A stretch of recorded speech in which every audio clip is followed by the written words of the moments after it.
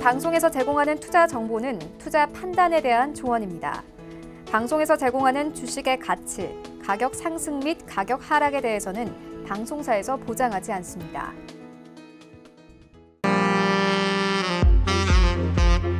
안녕하세요. 베스트 트레이딩맨 진행의 도지은입니다. 여러분 임시공휴일 재미있게 보내고 계신가요? 코로나19 이후에 우리 시장 계속해서 상승을 해주고 있는 모습입니다. 앞으로 연말까지 어떤 종목과 섹터에 좀 더 눈여겨보면 좋을지 오늘도 배트맨 위원님들의 강의를 저희가 준비했으니까요. 함께 하시면서 연말까지 여러분들 투자 계획 세워보시길 바랍니다. 또 본 방송에서 제공해드릴 정보는 투자 판단에 대한 조언일 뿐 해당 주식의 가치나 수익률을 보장하고 있지는 않고요. 또 서울경제TV는 자본시장 통합법 준수하고 있습니다. 1대1 투자 상담과 유사 수신행위 등 모든 불법 사항을 엄중하게 금지하고 있다는 말씀까지 전해드리면서 오늘 배트맨 강의도 힘차게 시작합니다.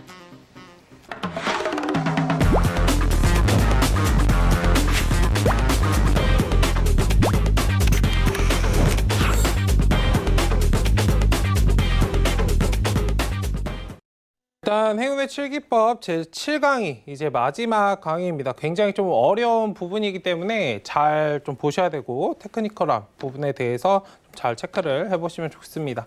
일단 그 전에 명언인데 오늘 이제 방송을 좀 준비를 하다가 이제 그거를 봤는데 굉장히 좀 좋은 내용이어서 공유해 드리고 싶어서 말씀을 드리는 부분이고, 일단은 한 번 더 보시면 좀 좋을 것 같습니다. 네. 적극적인 자에서 참을성이 많은 자에게로라는 이 문구인데, 굉장히 좀 적극적인 자, 참을성이 많은 자에게로, 이게 주식시장의 좀 원리에 대해서 설명을 해준 거예요. 적극적인 자는 단기 매매 같은 것들, 적극적으로 이제 매수 매도 대응을 하시는 그런 분들, 이게 굉장히 적극적인 분이실 거고, 참을성이 많은 사람들은 시장의 흐름에 따라 미리미리 준비를 해놓고 지금 당장 바닥을 다져갈지언정 참을성이 많은 자에게로 이제 수익이 돌아간다, 돈이 이렇게 옮겨간다라고 이제 말을 한 거거든요. 사실 이 말은 워렌 버핏이 했던 말입니다. 일단 적극적인 자에게서 참을성이 많은 자에게로 돈을 옮겨간다라고 볼 수 있고, 일단 이 문구가 오늘 와닿았던 것들은 사실 지금 시장 자체가 그렇습니다. 지금 적극적으로 대응을 하시는 그러한 시장 상황, 물론 지수는 상승을 하고 있고 현금도 어느 정도 확보를 하고 계속적으로 매수 매도 반복을 하시는 분들, 아니면 지속적으로 좀 대형주나 이런 종목들 위주로 좀 끌어가시는 분들은 아마 수익을 좀 보고 계신 분들이 많으실 텐데, 일단은 지금부터는 좀 포지션의 방향을 좀 바꾸셔야 될 때라고 보이고 있습니다.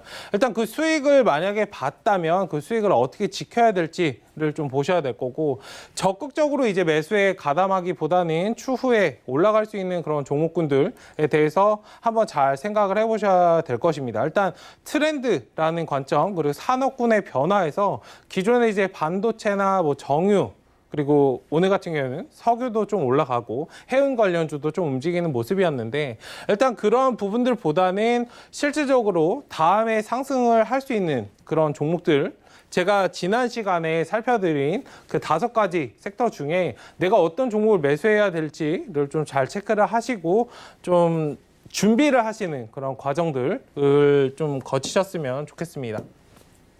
자, 그래서 말씀을 드리고, 다음으로 이제 살펴볼 말은 장기적으로 뛰어난 투자 성적을 얻으려면 단기적으로 나쁜 성적을 견뎌야 한다 라는 말은 지금 손실을 보라라고 이제 말씀을 드리는 게 아닙니다.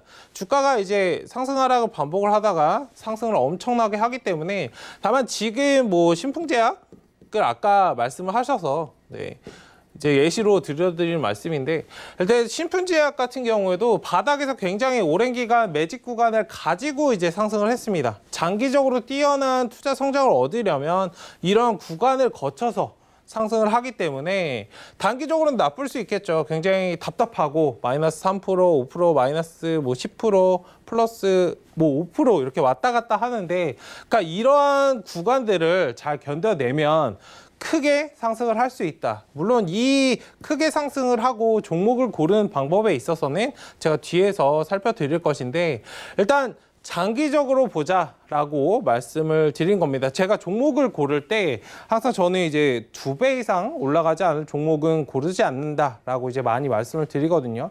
일단 장기적인 관점에서 투자를 하면 단기적으로 답답할지언정 내가 버텨갈 그 힘이 되기 때문에 좀 멀리 보시고 크게 보시면 수익을 내는데 굉장히 좀 답답하지 않지 않을까라는 말씀에서 이제 전달 드리도록 하겠습니다. 제가 기법 강의를 말씀드린 이유도 그겁니다. 크게 보시라고 말씀을 드린 거고 흐름에 따라서 이제 보시라고 말씀을 드린 겁니다. 저는 이제 캔들 하나를 설명드리지 않죠. 이건 양봉이고 이건 음봉이고 에 대해서 설명드리지 않습니다. 이런 흐름에서 뭐 바닥을 다지고 올라온다 아니면 W 패턴을 만들고 상승을 한다 뭐 그런 흐름에서 말씀을 드리는 것이기 때문에 이 흐름은 굉장히 중요한 것입니다. 일단 큰 관점에서 좀 멀리 보신다면 주식을 하시는데 그렇게 어렵지만은 않다라고 말씀을 드리도록 하겠습니다. 뭐 굉장히 많이 들어보셨을 텐데 뭐 크게는 어떤 종목을 보아야 할까에 대해서 말씀을 드리면 기본적인 분석 그리고 기술적인 분석 이 두 가지로 나눌 수 있습니다.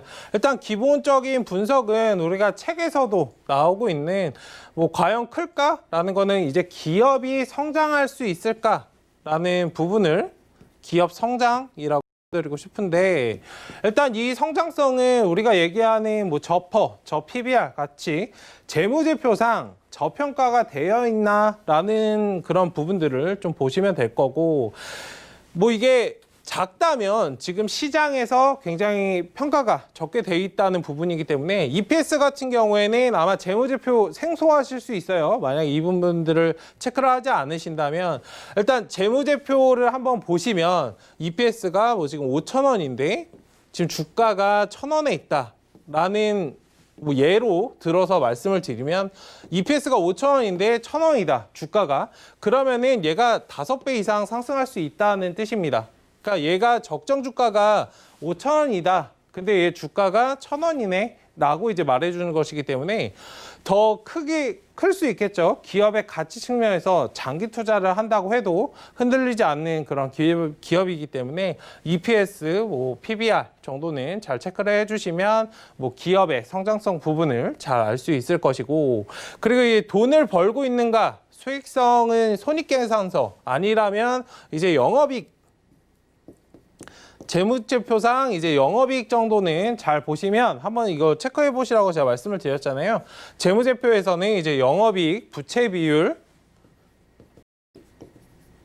부채율, 그리고 유보율 이 세 가지 정도만 보시면 됩니다. 재무제표는 굉장히 좀 어려우실 수 있어요. 뭐 영어도 굉장히 많고 숫자가 굉장히 혼잡하게 있기 때문에 뭐 어려우실 수 있는데 그렇기 때문에 영업이익, 부채비율, 유보율 정도만 체크를 하시면은 이 기업에 뭐 돈이 얼마나 있는지 얘네가 돈을 얼마를 빌렸는지 아니면 영업이익 자체가 얼마나 내고 있는지를 보실 수 있기 때문에 손익계산서를 보시는 것도 좋지만 이 정도는 확인을 하자라고 말씀을 드리도록 하겠습니다. 그리고 지금은 어떻지는 지금 기업의 안정되어 있는 기업인가를 보시는 겁니다. 일단 이거는 재무제표상 딱 나와 있기 때문에 사실 뭐 영업이익 자체가 적게 나거나 부채 비율이 뭐 급증을 했거나 이런 경우에 잘 잡아낼 수 있겠죠. 부채 비율이 갑자기 증가했다는 건 뭐 어디 설비 투자를 할 수도 있고 아니면 돈을 갚지 못해서 돈을 일시적으로 많이 빌려온 그런 상황이겠고 일단 그런 두 가지가 있기 때문에 양방에서 좀 생각을 하셔서 이 돈이 어디에 쓰여지고 있는가를 좀 잘 확인하실 필요가 있습니다. 일단 기본적인 분석 자체는 뭐 여러 군데서 많이 전문가들이 말을 하기 때문에 그만큼 중요한 것입니다. 일단은 기본적인 것들을 좀 확인하시고 진행하시면 되겠고 그 기술적인 부분들은 차트와 이제 거래량입니다. 사실상 뭐 느낌표를 이렇게 찍어드리고 싶은데 차트와 거래량 안에 사실상 모든 것들이 다 있습니다. 그렇기 때문에 차트를 기법을 제가 말씀드리는 것이고 일단 차트에는 모든 것들이 다 배어 있습니다. 차트가 제가 질문을 하나 드리면 매일매일 말씀을 드리는데 차트와 이제 재료라는 측면에서 이 두 가지가 있습니다. 차트가 먼저 나올 것인지 재료가 나올 것인지 한번 생각을 해보시면 재료가 나오고 차트가 올라가는 것 같으세요? 아니면 차트가 만들어지고 재료가 나오는 것 같으세요?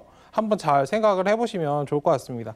저는 이제 리딩을 할 때 많이 말씀을 드리는데 차트가 만들어진 상황에서 재료가 나옵니다. 거의 100에 99는 차트가 만들어지고 나서 이제 재료가 나오는 경우가 많습니다. 그게 상승이든 하락이든 마찬가지로 작용을 한다라고 말씀드리고 싶고 이 1이라는 것은 재료가 차트가 만들어지지 않았는데 갑자기 뭐 호재나 악재가 나와서 상승을 하거나 하락을 하거나 둘 중에 하나도 좀 발생을 하는데 어쨌든 100에 99는 차트가 다 선행되어서 만들어지고 그 다음에 이제 세력들은 먼저 빨리 움직이고 매집을 굉장히 많이 하잖아요. 우리가 흔히 알고 있는 섹터군들, 주도하는 섹터군들의 흐름을 보시면 차트가 거의 동일하게 만들어져 있는 것을 아마 많이 보셨을 거예요.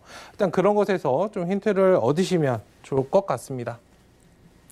자, 그러면은 그 다음에 어떤 종목을 보여야 될까에 대해서 한 번 더 말씀을 드리면 지금 시장에 인기 있는 종목들 를 좀 보셔야 될 것입니다. 뭐 아까 말씀드렸던 신라젠 같은 경우도 있지만 제가 말씀드리는 인기 종목 같은 경우에는 지금 검색어가 얼마나 검색이 되고 있는가, 지금 사람들이 얼마나 관심이 있는가, 뭐 이거는 좀 겹칠 수 있지만 수급이라는 측면이겠죠. 거래량이 터지고 수급이 얼마나 개선이 되고 굉장히 좋은 모습을 보이고 있는가에 대해서 인기 종목 정도는 좀 체크를 하셔야 되고 테마 관련해서는 뭐 한두 종목씩은 기본적으로 대장주는 좀 알고 계시면 뭐 이걸 외워야지라고 접근하시기보다는 뭐 이 종목은 이거, 이 종목은 이거, 이 종목은 이 섹터라고 좀 분간을 해서 잘 기억을 해두신다면 오늘 시장에서 그 종목이 올라갔을 때 아, 오늘 주도 섹터는 이 종목이구나, 이 섹터구나 라고 이제 잘 체크를 할 수 있기 때문에 일단 내가 가지고 있지 않더라도 이러한 흐름들을 읽을 수 있습니다. 뭐 최근에 이제 그린 뉴딜과 관련해서 만약에 종목들이 올라갔다면 풍력 관련주가 지금 올라가고 있어요. 그러니까 풍력 관련주를 내가 못 산 거를 아쉬워하시기보다는 내가 만약에 풍력 관련 다음에 이제 섹터가 돌아오는 거는 수소나 태양열일 겁니다. 그러니까 풍력만 보실 게 아니고 수소나 태양열을 준비를 하신다면 순환매 관점에서 흐름의 관점에서 인기 종목들을 이렇게 알고 계셔야 내가 매매하기 쉽고 내가 고점에서 올라가는 종목들을 잡기보다는 미리 저점에서 아직 움직이지 않은 종목들을 파악할 수 있기 때문에 인기 종목들을 그렇게 체크를 하셔야 됩니다. 그런데 이제 많이 개인 투자자분들께서 오늘 올라간 종목들만 많이 보시거든요. 올라가는 종목들을 보시는 것도 좋지만 다음 흐름은 무엇일까에 대해서 한 번쯤 생각해 보시면 조금 더 안전하고 크게 수익을 낼 수 있는 그런 종목들을 좀 보실 수 있지 않을까라고 이제 말씀을 드리도록 하겠습니다. 자, 그리고 가격 하락을 방어할 수 있고 추가 수익을 낼 수 있는 배당이라는 것도 있습니다. 일단 배당은 굉장히 좋죠. 그 워렌 버핏인가 그런 말 했었잖아요. 내가 자는 동안에도, 내가 일을 하지 않는 동안에도 내가 돈 벌 방법을 좀 생각을 하자라고 말을 했었는데 뭐 다른 얘기일 수 있지만 일단 추가 수익을 낼 수 있는 그런 배당입니다. 같은 주식에 투자를 하더라도 뭐 공짜로 받는 거니까 굉장히 좋잖아요. 일단 이 배당도 굉장히 잘 받으면 굉장히 짭짤한 수익을 낼 수 있다라고 볼 수 있습니다. 그만큼 기업의 가치가 뭐 이 기업이 어떤 곳에 투자를 해서 돈을 만들어내고 있고 창출을 하고 있고 그것을 주주들에게 환원하는 것이기 때문에 굉장히 좋은 기업이거든요. 배당을 하는 그런 기업들은. 일단 이러한 기업들을 잘 보자라고 말씀을 드리고 싶습니다.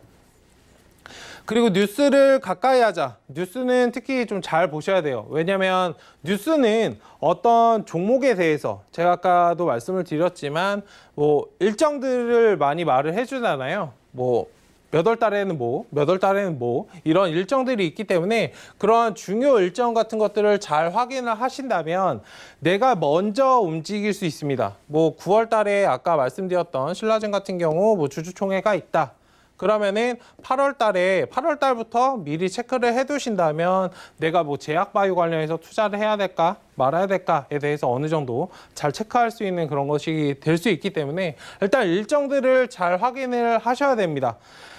이런 뉴스 기사는 제가 많이 말씀을 드렸는데 어떤 종목을 사라고 얘기해 주지 않습니다. 그리고 어떤 종목을 피해라고 정확히 찝어서 얘기해 주지 않습니다. 다만 힌트를 줄 뿐입니다.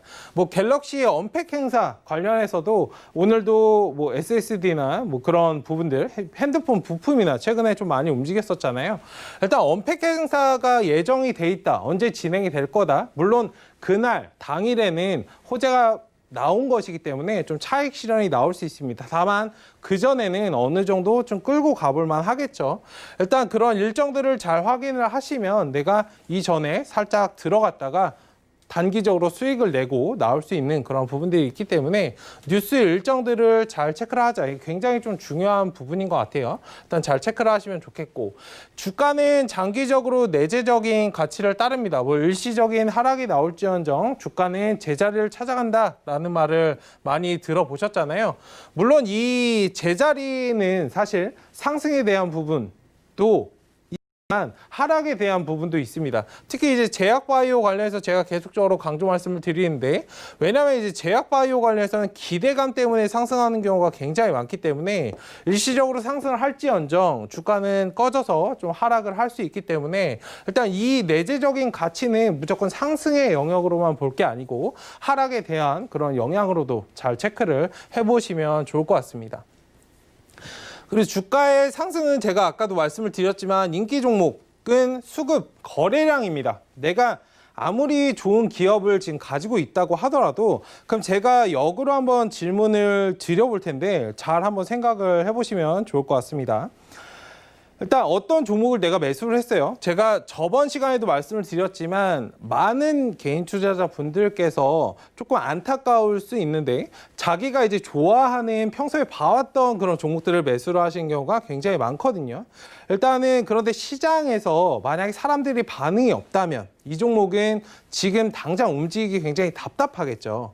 일단 그러한 관점에서 보면 수급으로 결정 지어집니다. 사람들이 내가 좋아하는 종목이 돼 내가 조금 덜 좋아하더라도 사람들이 어느 정도 반응을 해주는 그런 종목을 들어가셔야 내가 장기적으로, 중장기적으로 봤을 때도, 지금 당장 단기적으로 봤을 때도 주가의 움직임이 어느 정도 있어야 내가 그 종목을 끌어갈 확신이 생길 수 있습니다.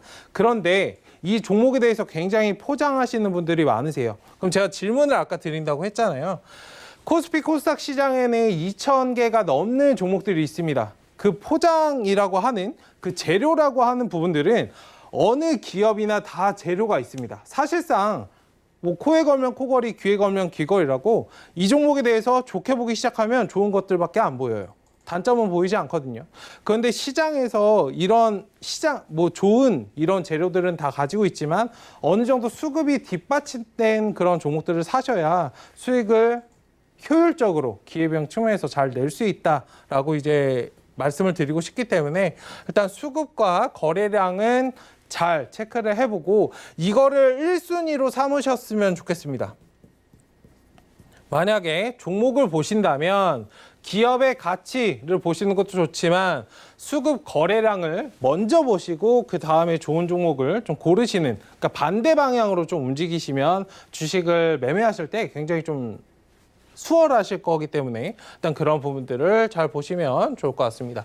차트는 필수적으로 공부하자. 제가 기법 강의를 계속 말씀드리고 제 아카데미도 좀 오픈을 하고 있는 이유가 차트가 굉장히 필수적입니다. 차트가 나오고 재료가 나오기 때문에 사실 이러한 수급이 다 이어지는 부분이거든요. 수급이 있어야 차트가 만들어지고 이런 부분들이 있기 때문에 차트는 좀 필수적으로 공부를 꼭 하셔야 됩니다. 뭐 다른 부분들은 사실 공부를 하지 않으시더라도 뭐 다 중요한 부분이지만 차트, 수급은 기본적으로 아까도 말씀드렸던 거래량, 기술적인 분석 자체는 굉장히 중요한 두 가지이기 때문에 잘 체크를 해보시면 좋겠고, 관련 서적을 보자라고 말씀드리도록 하겠습니다. 뭐 서적 자체는 뭐 시중에 나와 있는 기법이나 이런 휘황찬란한 뭐 기술적인 부분들을 보라고 말씀드리는 게 아니고, 저는 이제 책을 딱 하나, 두 개 정도만 봤어요. 일단 거기에 대해서는 뭐 기술적인 부분보다 그런 마인드 같은 것들을 많이 봤거든요.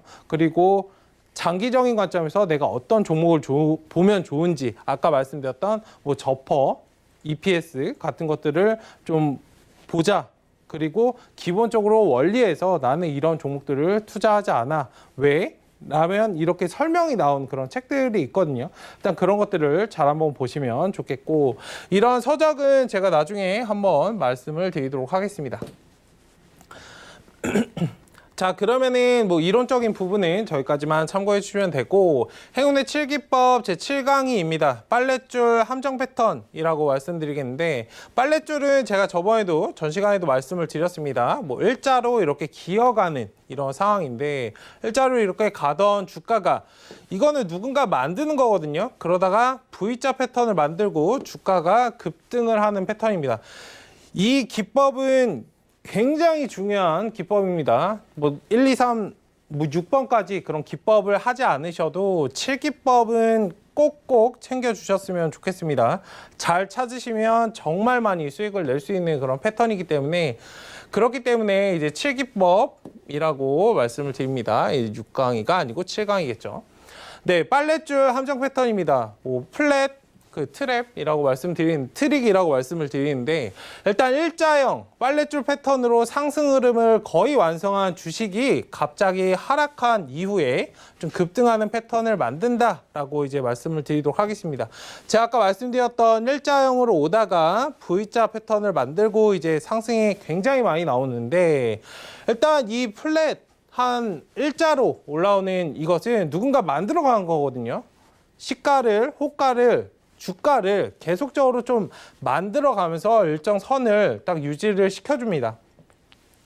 그러다가 갑자기 추세 이탈을 시켜요. 그리고 어느 정도 하락이 진행된 이후 5일선을 갑자기 회복합니다. 굉장히 강하게 이제 반등이 나오기 때문에 뭐 팁으로 말씀드리면 1주에서 2주 안에 무조건 회복을 합니다.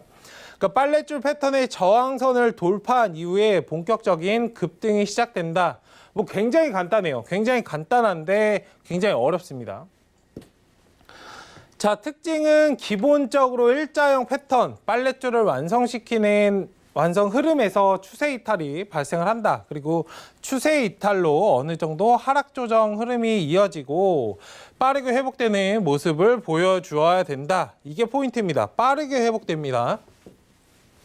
천천히 몇 개월에 거쳐서 회복되는 게 아니고 굉장히 빠르게 1, 2주 안에 회복이 된다. 그러니까 보편적으로 회복하는 형태는 V나 U자형으로 회복이 되고, 이런 것을 만드는 것은 함정을 만든 흐름이기 때문에 주가가 굉장히 급등해요. 급등하기 전에 이런 모습이 나오기 때문에 굉장히 좀 잘 보셔야 된다라고 말씀을 드리도록 하겠습니다. 일단 A 지점, 아까 이탈이 나온 이 지점에서는 뭐 이탈이 나왔기 때문에 뭐 일단 손절 대응을 하셔야겠죠. 주가의 흐름을 정확히 알 수 없기 때문에. 그리고 다시 회복이 나온다면 이 구간에서 매수를 진행을 한다라고 이제 정리해서 말씀을 드린 겁니다. 일단 제가 말로 설명하는 것보다 차트를 몇 가지 보시면 좋을 것 같아요. 제가 작년에 이제 매수를 진행을 했던 현대바이오라는 종목에 대해서 말씀을 드리자면, 일단 차트 여기 급등하기 전에 V자형을 간단하게 만드는데, 여기 이 자리를 한번 보세요. 여기 V자형으로 일자형으로 만들다가 여기 살짝 V자 한 1주 만에 회복을 하고 급등을 하거든요. 일단 이런 자리를 잘 찾을 수 있다. 여기도 이제 V자가 살짝, 여기는 V자보다는 U자형으로 이제 올라가는 모습인데, 일단 이러한 종목들을 보실 수 있고, 최근에 이제 메가ICS라는 아마 많이 아실 거예요. 코로나 관련해서 이제 이슈가 됐던 종목인데, 메가ICS 차트까지만 보시면 아마 이해가 딱 가실 겁니다. 이게 4월달 이 구간에서 이제 보시면, 네, 여기를 보시면 됩니다. 상승하기 전 이 구간을 한번 보시면 상승이 급등이 나오기 전 갑자기 차트를 이렇게 잘 만들다가 갑자기 꺾고 일주일 만에 점점점 하더니 쭉쭉 상승을 합니다. 주가는 이렇게 상승을 할 수 있기 때문에 이 V자형 패턴은 사실 세력들이 차트를 다 만들어내고 추가적으로 이제 물량을 마지막에 이제 땡기기 위해서, 더 많은 물량을 뽑아내기 위해서 많이 써먹는 그런 작전이기 때문에 이 구간 늘 잘 기억을 하시고 대세 상승으로 갈 수 있습니다. 뭐 단순 이 구간 V자 패턴을 만들면 단순 뭐 200%, 300%의 문제가 아니고 대세적으로 추세적으로 상승을 어마어마하게 간 거를 아마 보실 수 있을 거예요. 거의 3,000원짜리, 4,000원짜리에서 39,000원까지 왔기 때문에 거의 1000% 이상 상승을 했습니다. 거의 뭐 3월부터 지금 7월까지 지금도 아직도 눌림 받고 이제 가는 모습들을 계속적으로 보이기 때문에 이 7기법 7강의는 굉장히 좀 중요한 부분입니다. 이 부분들을 잘 참고를 하시고 투자하시는데 도움이 되시면 이 부분은 정말 좀 필살기로 제가 잘 말씀드리지 않는 부분인데 잘 참고해 주시고 만약에 정말 테크니컬한 부분에 대해서 만약 궁금하시다면 제가 아카데미 과정도 지금 오픈을 해놨기 때문에 한번 체크를 해보시면 좋을 것 같습니다. 자, 오늘 준비한 내용은 여기까지이고 네, 다음 이어서 말씀을 드리도록 하겠습니다.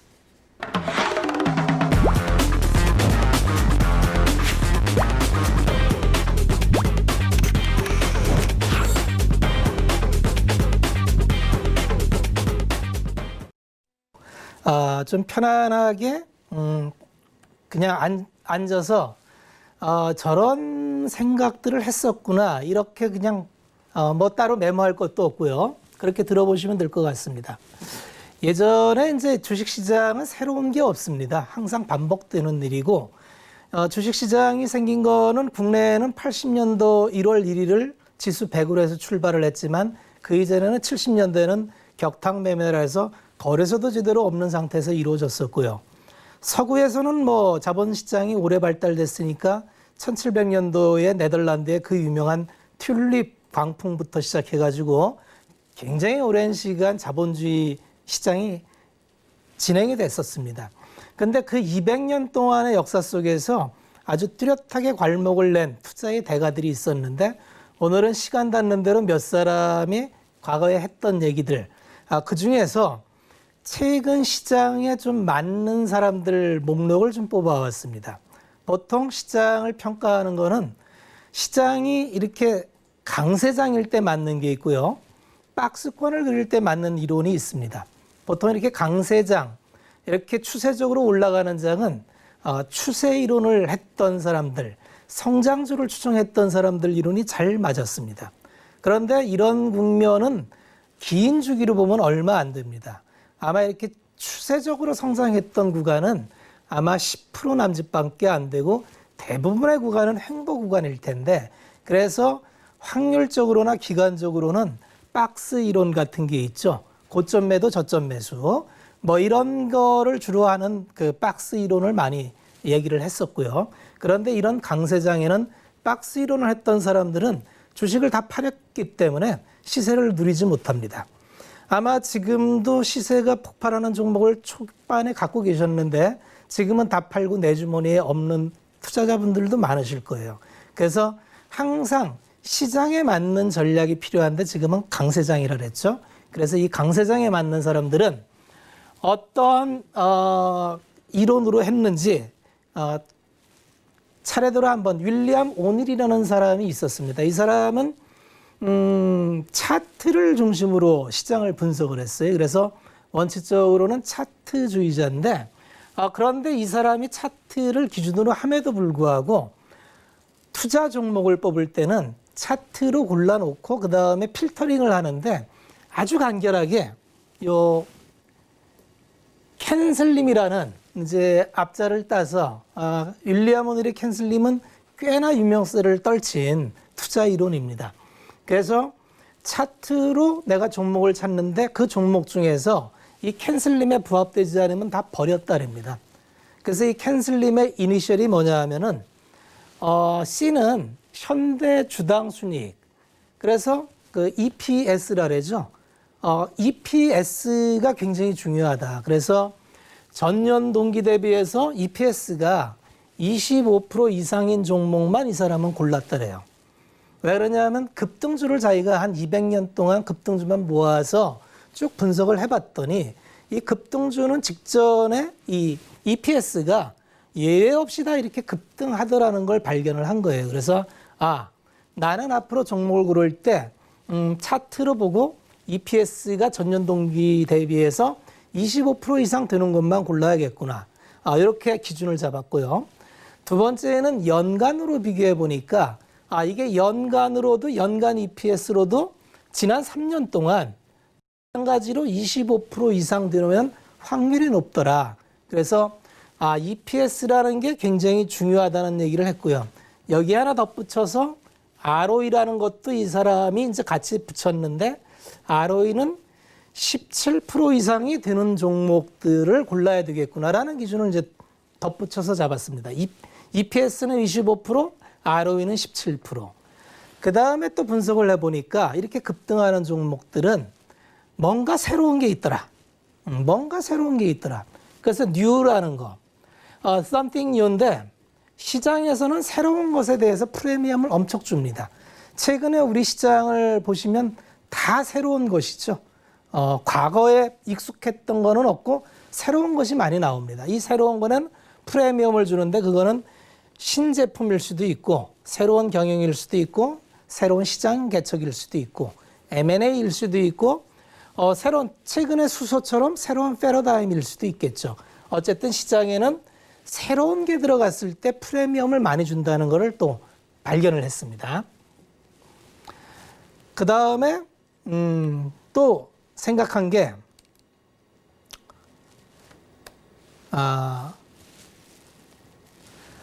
발행 주식 수를 살펴보니까 가급적 자본금이 큰 회사보다는 유동 주식 수, 자본금이 적은 주식이 좋더라. 우리도 그 급등주나 배율을 이렇게 보면 최근에 시젠 같은 경우가 한 15배가 났죠. 1년 만에. 15배라는 거는 150%가 아니죠. 1500%가 났습니다. 1년 만에. 시젠이 그렇게 날 수 있었던 이유는 자본금이 작아서였죠.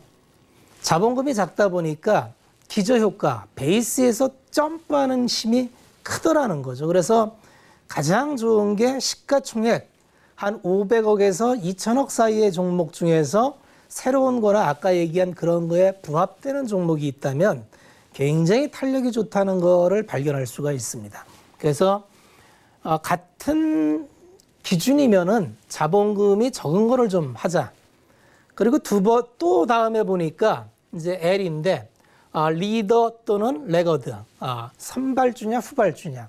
왜 우리가 이제 장을 분석하다 보면 주도주를 놓치면 이제 다음 주를 찾죠. 2등주, 3등주. 그러지 말라는 겁니다. 가급적이면 주도주를 매매하는 게 성과가 좋더라. 비싸더라도 주도주를 사는 게 성과가 좋다라는 얘기를 합니다. 왜 그러냐면 200년 분석을 해봤더니 결과치가 이게 좋더라는 거예요. 그 다음에 이제 제가 이제 방송 때 많이 말씀드렸던 기관 투자자가 뭔 종목을 사는지. 그래서 기관의 매수 종목을 가급적이면 또 우선순위로 두자. 그 다음에 마지막으로는 시장의 방향성, 상승장에 투자하자. 그래서 윌리엄 오닐은 굉장히 철저히 차티스트였기 때문에 본인이 하락장이라고 생각하면 투자 규모를 완전 줄였습니다. 그래서 상승장만 투자하려고 노력을 했어요. 그래서 차트로 그림을 그려봤더니 이제 커브 이즈 홀드라는 그런 그림을 만들었는데 주봉으로 장기적으로 이렇게 원형 바닥을 그리고 주봉으로 장기적으로 원형 바닥을 그린 다음에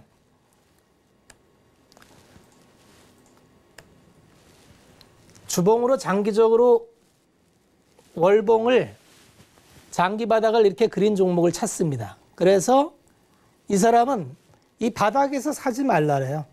이건 불확실하니까 사지 말고 이렇게 고점을 돌파하는 모습을 보고 사는데 고점 돌파한 다음에 반드시 이게 손잡이를 달린다랍니다. 그래서 고점을 돌파한 모습을 보고 이렇게 손잡이를 닫고 올라오는 요 시점, 여기가 매수 시점이다. 이렇게 얘기를 해요. 그러니까 고가 매수를 얘기하는 거죠. 싸게 살려고 하지 말라는 거예요. 좋은 주식은 고점을 뚫게 돼 있고 우리가 신고가를 내려면 반드시 필요한 게 기존 고점을 뚫어야 되죠. 그래서 윌리엄 오닐은 이렇게 고점을 뚫는 종목을 찾았고 그 고점을 뚫는 종목 속에서 캔슬림에 부합하는 종목을 자기의 투자 목록으로 잡았다랍니다. 이 사람은 1930년대에 태어나서 60년대에 활동했던 사람이고 펀드도 했는데 그 당시 동시대의 펀드 매니저 성과 중에 대단히 우월한 성과를 냈고요. 아마 그 버펫은 50년 동안 장기간 꾸준한 수익으로 유명하고 단기간 수익은 아마 이 사람이 더 뛰어났던 걸로 기억을 합니다. 그래서 윌리엄 오닐이라는 캔슬림을 만든 이제 투자의 대가인데 이 사람은 지금 성장주 이 구간은 이 오닐이 얘기했던 시장의 방향성 상승장에 투자하라. 그래서 이런 이론이 맞으려면 상승장이래야 잘 맞습니다. 하락장에서는 이렇게 뭐 올라가는 줄 알고 쫓아갔는데 하락장이면 쉼없이 떨어지는 경우가 많겠죠. 그래서 항상 시장을 잘 구별해서 하락장에서는 빠지려고 노력을 했고요. 이 사람은 차티스트이기 때문에 굉장히 손절매를 중시했습니다. 그래서 손절매를 항상 7 내지 8% 자기가 들어가서 7 내지 8% 손실이 나면 손절을 하라래요. 왜냐하면 고점을 뚫은 주식은 계속 쭉쭉 뻗어나가야 맞는 거지 고점을 뚫었는데도 불구하고 자기가 진입한 가격에서 7, 8% 손실이 난다면은 자기가 잘못 본 거니까 손절을 해라. 그래서 7, 8% 손절은 얼마든지 견딜 수 있다. 왜냐하면 한 번 걸리면은 굉장히 큰 수익이 나기 때문에 뭐 한 번 걸려서 고점을 뚫은 주식들의 성과가 몇백 프로 나는 경우를 많이 경험을 했던 그런 투자자였습니다. 그래서 지금의 강세장에 많이 참고가 될 만한 그런 투자자였던 것 같습니다. 그 다음에 이제 또 많이 익숙한 분이 있죠. 앙드레 코스톨라니. 아마 그 주인과 산책하는 개 아니면 뭐 코스톨라니의 달걀 이런 걸로도 많이 유명한 분인데 독특한 이력을 가진 분이죠. 이분도 중세 보통 투자의 대가들은 미국 사람들이 많은데 몇 안 되는 유럽에서 활동한 분입니다. 폴란드계였고요. 원래는 뭐 그 수학자 뭐 이렇게 됐었는데 이제 독일로 유학 가서 주식 시장을 보니까 이 주식 시장이 굉장히 매력이 있다는 거예요. 그래서 이게 주식 시장이 굉장히 매력이 있다. 그래서 이 사람이 돈을 벌려면 돈을 벌기 위해서는 세 가지 방법이 있는데 첫째는 배우자를 잘 만나면 된다. 이게 최고다. 근데 이게 안 됐다면 두 번째는 확실한 사업 아이템을 잡고서 사업을 해라. 근데 이것도 안 됐다면 마지막으로는 투자를 해라. 요새도 많이 똑같은 말들을 하죠. 투자를 해라. 투자를 하면은 네가 남들이 갖지 못하는 엄청난 부를 가질 수 있다. 그런 얘기를 했습니다. 실질적으로 이 사람은 이걸 실행을 했고요. 그래서 이제 이 사람이 그러면 어떻게 투자를 할 거냐? 그 유명한 코스톨라니의 달걀이죠. 금리를 기준으로 주로 판단을 했고요. 금리가 제로일 때 투자해서 고점일 때 팔아라. 지금은 금리가 그냥 제로 금리죠. 제가 계속 말씀드리지만 이런 제로 금리를 연준에서 2년 동안 개런티해 줬기 때문에 지금 시장은 투자하기에 이렇게 좋은 시장이 없다는 말씀을 드리는 게 그 근거고요. 금값이 $2,000를 돌파를 했죠. 사상 최고입니다. 금값은 여태까지 온스당 $2,000를 돌파해 본 적이 없어요. 그 모든 게 결국은 제로금리 때문에 출발한다고 보시면 됩니다. 그래서 이 코스톨라니가 이제 자기가 주식시장에서 쭉 그 오랜 투자 경험을 하다 보니까 어떤 기업에 투자해서 돈을 벌었나 보니까 딱 두 가지를 얘기합니다.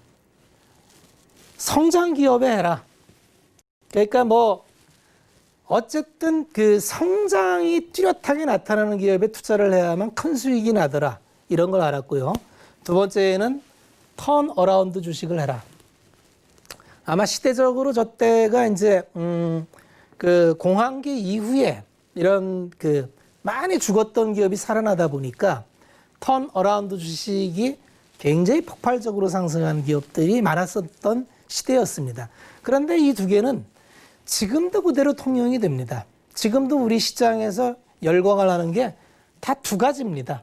성장 기업이거나 턴어라운드 주식이거나. 최근에 턴어라운드의 대표적인 게 두산중공업이나 제가 말씀드렸던 태웅, 이런 류는 턴어라운드 주식이고요. 나머지는 다 성장 주식이죠. 그래서 이 두 가지의 두 섹터에 집중해서 투자하는 게 가장 효율이 좋다. 이런 얘기를 했었습니다. 그래서 이 코스톨라니는 성공을 하는 데는 이제 필요한 요소가 있는데 한 4가지 정도를 정리를 했습니다. 이거는 최근 미국에서 버퍼식으로 뭐 밸류를 하거나 이런 게 아니고 경험에 의해서 이제 정리를 하다 보니까 이런 식으로 기술을 해놨습니다. 첫째로 중요한 거는 돈이라는 겁니다. 이게 여윳돈이래야 된다는 거죠. 이게 급한 돈이면 안 되고 레버리지 없이 투자할 수 있는 여유 자금이 있어야 된다. 이래야 투자를 한다 그랬어요. 급한 돈으로는 겁먹은 돈으로는 이길 수 없다는 얘기를 하는 거고요. 두 번째는 이게 가장 중요한 건데 투자하기 전에 생각을 하라는 겁니다. 투자 아이디어를 정리하고 들어가라는 거예요. 아까 말씀드린 성장 주식과 턴어라운드 주식이 내가 생각한 투자 아이디어가 맞는지에 대해서 깊은 생각과 정리를 하고 또한 상상력을 가지고 있어야 된다. 지금도 마찬가지죠. 지금보다 한 5년 후, 10년 후에 세상이 어떻게 달라져 있을까? 지금 왜 우리가 2차 전지 전기차에 열광하고 수소 섹터에 열광하고 아니면은 이제 언택 관련주인 네이버나 카카오에 열광하는지를 생각을 하라는 거죠. 미래의 세상은 어떻게 변할까? 미래의 지금의 언택 기업들 플랫폼으로 어떤 일이 벌어질까? VR, AR, 데이터 3법이 다 해제돼서 마이데이터를 활용한 그런 기업들은 어떤 사업을 펼치고 돈을 벌까?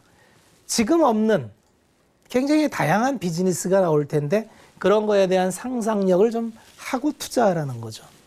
그 다음에 이제 정말 중요한 얘기인데 인내입니다. 인내. 인내가 가장 힘들다 그랬어요. 그게 뭐냐 하면 돈을 버는 거는 엉덩이로 번다 그랬죠. 그래서 마찬가지로 이거는 상승장일 때만 가능합니다. 그래서 이 사람들은 상승장에 강한 사람들이고 횡보장일 때는 안 맞을 거예요. 그런데 지금은 상승장이기 때문에 맞을 겁니다. 그래서 내가 투자 아이디어를 갖고 종목을 잡았으면은 코스톨라니는 그냥 수면제 먹고 잠자는 게 가장 확실하다 그랬어요. 매일 눈 뜨고 아침마다 어제 시장 분석하고 호가창 보고 시세를 보면은 못 견딘다는 거죠. 그 시세를 보고 인내를 갖고 참기란 사람이 할 수 있는 일이 아니다 그랬어요. 그래서 큰 수익, 원하는 수익을 먹기 위해서는 인내가 필요하고 그래서 투자해서 얻은 돈은 절대 불로소득이 아니고 고통의 대가이다. 시세가 1000%가 났어도 이 1000%가 가는 동안 이 변동성을, 시세의 변동성을 견디는 것은 굉장히 고통이라는 거죠. 그 고통을 견디게 하는 건 자기의 생각이고 이 온전한 생각을 지키기 위해선 이 상상력을 계속 복귀하면서 자기를 다져나간 끝에 얻은 수익이기 때문에 주식시장에서 얻은 돈은 불로소득이 아니고 고통의 대가이다. 이렇게 정의를 했습니다. 그리고 이제 마지막에 얘기한 게 행운. 이때는 이제 굉장히 혼란스러운 사회상이었기 때문에 내가 아무리 좋은 생각과 투자 아이디어로 잘 가설을 세웠어도 전쟁이나 자연재해나 정치적인 혼란이나 어떤 새로운 기술 대체나 뭐 사기 이런 것들이 나의 판단의 기초를 완전히 흐트러 놓을 수가 있기 때문에 마지막 결과치 얻는 거는 결국은 행운이라는 요소도 무시할 수 없다. 결국은 여기서 이제 분산 투자에 대한 얘기가 또 나올 수밖에 없겠죠. 그래서 코스톨라니가 한 얘기도 궁극적으로 강세장에서는 여유 자금을 가지고 생각을 잘 정리해서 내 생각이 맞다는 믿음이 생기면은 엉덩이를 깔고 버티라는 거죠. 제가 그 트렌드 주식을 설명할 때 말씀을 드렸죠. 이 트렌드 주식이 결과치로 보니까 1000%, 3000% 이렇게 수익이 났지만 중간중간에 보면 30%, 50% 조정받는 구간이 있었다는 겁니다. 그거를 견디겠냐는 거죠. 내 생각에 믿음이 없다면 남한테 들은 생각으로는 견딜 수 없었을 거고, 그러면 내가 저 주식을 갖고 있었다는 회상만 할 뿐이지 내 주머니에 소득으로 오지는 않는다. 그래서 투자라는 건 결국은 마음을 지키는 게 굉장히 힘들다는 얘기를 또 했던 걸로 이해를 합니다. 자, 한 사람만 더 하면 이제 시간이 되겠네요. 그 다음에 말씀드릴 사람이 제시 리버버라는 사람이 있습니다. 이 사람은 뭐 연대로 보면 이제 가장 오래된 연대, 1900년 초에 활동을 시작했어요. 그러니까 1차 대전이 끝나고 굉장히 혼란한 시대에, 그러니까 이때는 뭐 차트도 제대로 돼 있지 않았을 때고 정보나 뭐 이런 것도 잘 없었을 텐데, 제시 리버버가 쓴 책을 보면은 뭐 주식시장의 회상 이런 책을 보면은 굉장히 정교하게 지금 차트 책보다 정교한 방법으로 분석을 해놨습니다. 정말 깜짝 놀랄 만큼 분석을 해놨고요. 아주 어릴 때부터 주식시장에 들어와서 아주 작은 돈으로 15불 정도를 가지고 1억 불을 만들었으니까 지금 돈으로 하면은 역사상 가장 위대한 투자자로 이제 평가를 받는 사람인데, 말년은 좋지 않았습니다. 왜냐하면 이때 시장이 굉장히 그 정보 전달 체계가 늦었고, 또 이때 공매도를 많이 쳤는데 결국 공매도 친 걸로 이제 파산을 몇 번 했고요. 마지막도 이제 60 넘어서 파산에 의해서 이제 권총 자살로 불운하게 생을 마감하는 불운한 투자자인데, 어쨌든 활동할 때에는 남들이 따라올 수 없을 만큼 퍼포먼스를 냈습니다. 근데 이 주요한 건 똑같은 얘기인데, 투자를 하려면 주도주를 하라는 거예요. 주변부나 저가주 이런 거 하지 말라는 거예요.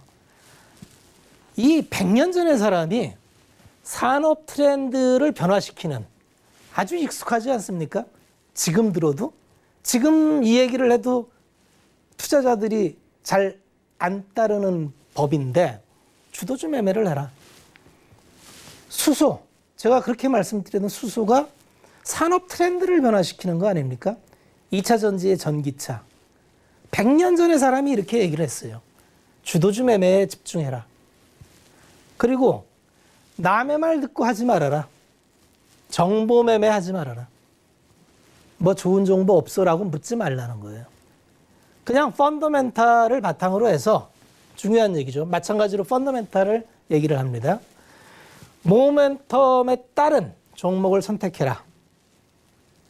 아주 섬찟합니다. 1900년에 주식 투자를 한 사람이 요즘 책을 보는 것 같아요. 그 다음에 정말 중요한 얘기. 지식은 전달할 수 있습니다. 그런데 경험, 시장에서의 경험은 전달할 수 없다. 그래서 지난 시간을, 우리는 지금 6월 15일 날 어떤 일이 있었는지 다 잊어버렸습니다. 왜 그렇게 그때 폭락했는지 다 까먹었어요. 3월 달도 다 까먹었고요. 그래서 이런 거를 관찰하고 경험하고 기억하고 통계, 이런 거를 기록해 놓고 이제 이런 걸 복귀하라는 얘기를 자주 했죠. 그래서 제시 리버버가 추세에, 이제 추세라는 개념을 처음 시장에 도입을 했고요. 그 추세에 의해서 피라미딩, 그래서 물타기가 아니라 불타기를 하라래죠. 그래서 어떤 시장이 이렇게 고점을 뚫고 올라가면, 여기서 샀다면 다시 올라갈 때 추가 매수를 하라는 거예요. 추가 매수. 비싸게. 이것도 역시 이 사람이 이제 그 강세장, 이런 쪽에 매매를 주로 했기 때문에 이런 얘기를 할 수 있었고, 또 적중도가 높았다고 봅니다.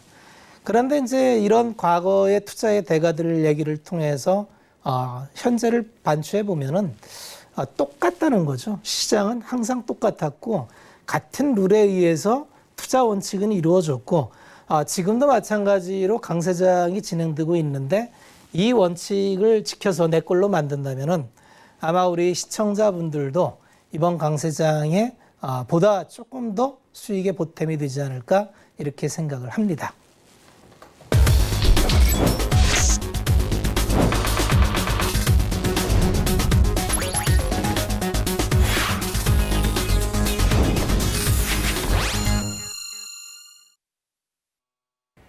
네, 저희가 준비한 강의 여러분들 잘 챙겨보셨을까요? 연말까지 여러분들 투자 계획 세우시는 데 도움 받아보셨으면 좋겠습니다.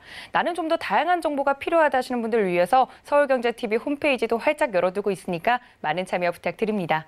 또 본 방송에서 제공해 드린 정보는 투자 판단에 대한 조언일 뿐 해당 주식의 가치나 수익률을 보장하고 있지는 않고요.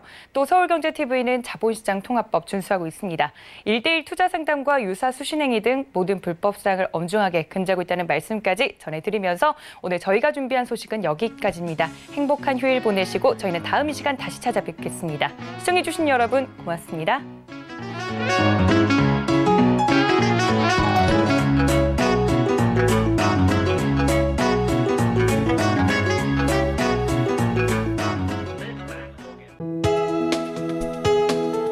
본 방송에서 제공하는 투자 정보는 투자 판단에 대한 조언입니다.